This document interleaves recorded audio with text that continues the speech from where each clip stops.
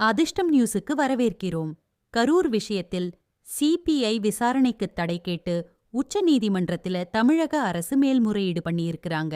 SID தான் வேணும், ஒரு நபர் ஆணையம்தான் விசாரிக்கணும் அப்படிங்கறதுல தமிழ்நாடு அரசு விடாப்பிடியா இருக்கிறாம். அஜய் ரஸ்தோகி கரூர் வந்து இறங்கின உடனே உளவுத்துறை கொடுத்த தகவல், கண்டிப்பா நம்ம மேலதான் குற்றம் சாட்ட போறாங்க அப்படிங்கிறது தான். சரி, இதுக்கு என்ன பண்ணலாம்? உடனே ஃபோன் போடு, கபில் சிபலுக்கும் முகுல் ரோத்தகிக்கும். என்னங்க பண்ணலாம்னு கேட்டிருக்கிறாங்க. ஒண்ணுமே பண்ண முடியாது இன்னு கை விரிச்சிட்டாராம் முகுல் ரோத்தகி. இருந்தாலும் பரவாயில்லை, உச்ச நீதிமன்றத்துல ஒரு மனு போட்டு வைப்போம், என்ன நடக்குதுன்னு பார்ப்போம்.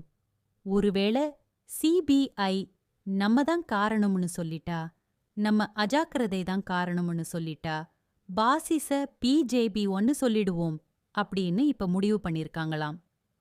உள்ள விவகாரம் தெரிஞ்சவங்க சொல்றாங்க, ஒன்னும் பிரச்சனை இல்ல, 10 ரூபாவை விசாரிக்க கூடாதுங்கறதுல தமிழ்நாடு அரசு கண்ணும் கருத்துமா இருக்காம். ஏன்னா இவங்க நினைச்சது ஒண்ணு, நடந்தது ஒண்ணு. மக்கள் எல்லாருக்கும் தெரியும் அங்க என்ன நடந்ததுன்னு. எஸ்ஐடியை போட்டு, ஒரு நபர் ஆணையத்தை போட்டு, எப்படி இந்த பல்கலைக்கழக விஷயத்துல ஞானசேகரன் வழக்கை சீக்கிரம் முடிச்சாங்களோ இப்படி இந்த வழக்க முடிக்கலாம்னு இவங்க நினைச்சிட்டு இருந்தாங்க. ஆனா இவங்க கைய மீறி போனதுனால என்ன பண்றதுன்னு தெரியாம முழிக்கிறாங்களாம்.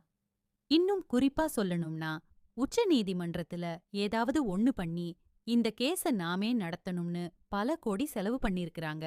ஏன்னா ஒரு நாள் முகுல் ரோத்தகிக்கும் கபில் சிபலுக்கும் சம்பளம் 40 லட்சம் ரூபாய்.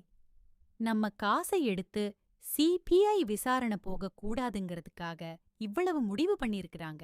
இன்னைக்கு வெகுஜன மக்கள் இத பார்த்துட்டு இருக்கிறாங்க. அஜய் ரஸ்தோகியும் எல்லாரையும் கூப்பிட்டு, எதுக்கு இன்ஸ்பெக்டர் பெர்மிஷன் கொடுக்கறாம டிஎஸ்பி கொடுத்தீங்க? வழக்கு நடந்துட்டு இருக்கும்போதே ஏன் ஏடிஜிபி நியாயப்படுத்துறாரு? முதலமைச்சர் வெளியில வந்து இதை அவங்கதான் காரணம் அப்படின்னு வெளிப்படையா சொல்றாரு. இதெல்லாம் பொதுவெளிக்கு வந்துருச்சாம். இன்னைக்கு அஜய் ரஸ்தோகி கேட்கிற கேள்வியில நிலை குலைந்து போயிருக்கிறது தான் டிஎஸ்முகே. அடுத்து யார விசாரிக்க போறாங்கோங்கிற அச்சத்துல இருக்காங்களாம். உங்க கருத்தை இதுல சொல்லுங்க.